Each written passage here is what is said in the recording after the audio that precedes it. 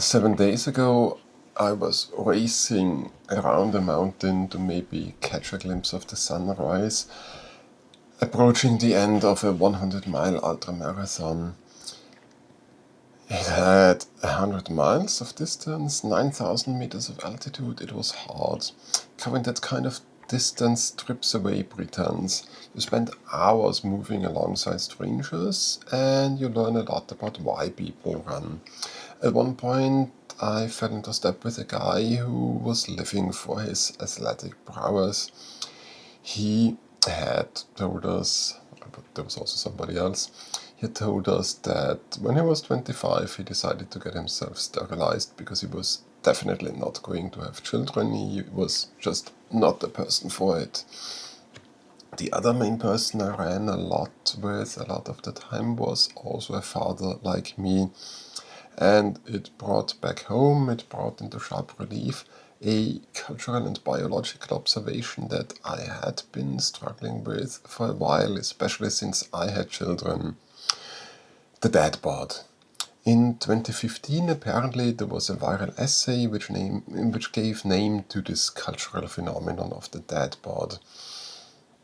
It argued that girls actually like the guys who still do a little bit for their physique, but mainly aren't like that anymore, aren't the gym bros. In our culture, the dad bod is treated as a cute, comfortable compromise. It's the physical cliché of middle age. This soft midsection, the fading stamina, the quiet concession that your best physical years are behind you. We frame it as a harmless tax we pay for trading the gym for sleepless nights as a dad, for corporate fatigue, for collapsing onto the couch at the end of the day to mindlessly scroll through some glowing screen. We've turned it into a meme, we laugh about it, but if we're being entirely honest with ourselves, it isn't funny. It's an abdication. The dad bod is a symptom of letting life happen to us. It's an evolutionary white flag born from a dangerous narrative, the belief that aging inevitably means physical decline and irrelevance. The real tragedy of the modern dad bod isn't an aesthetic problem, it's a functional one. It means your world is shrinking. When you lose physical stamina and mobility, your capacity to actively inhabit the physical world atrophies. Without realizing it, we trade raw, vital presence in our own lives for a slow, comfortable numbness. We become spectators in our own homes, watching life move while we sit on the sidelines. And then we wonder why our curiosity is gone or why everyday existence feels so flat. And in typical modern fashion, our modern culture gives us only two polarized extremes. On one side, you have this joke, accepting physical apathy and surrendering to the couch.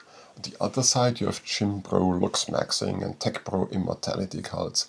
People like Brian Johnson who hyper-optimize every biological function into a rigid longevity spreadsheet, treating their bodies like software programs purely to preserve their carbon. Both choices strip away your real-world agency. One surrenders to physical numbness, the other surrenders to an algorithm. Neither, I think, is actually living. I took on those 100 mountain miles at 48 years old, not to win a medal and certainly not to perform fitness for an Instagram feed. I did it as a field test. When you have children later in life, your perspective on time changes completely. You realize that merely preserving your carbon to hit a high number on a longevity chart is an empty pursuit. But you also realize that you really do want to live well, experience a lot, and do things that make you be there for your family. My daughters don't check my sleep scores or care about my VO2 max algorithms. When my daughter grabs her boots to jump in a muddy puddle, when she wants to balance on fallen logs and be safely kept, or to explore an unmapped forest trail, she demands presence, stamina, and physical capability. Children need a father who can carry them when they are exhausted, who can run beside them when they are excited, and who can, hopefully, as hard as this often is, bring calm, steady energy to a chaotic day. They definitely need a participant, not a spectator.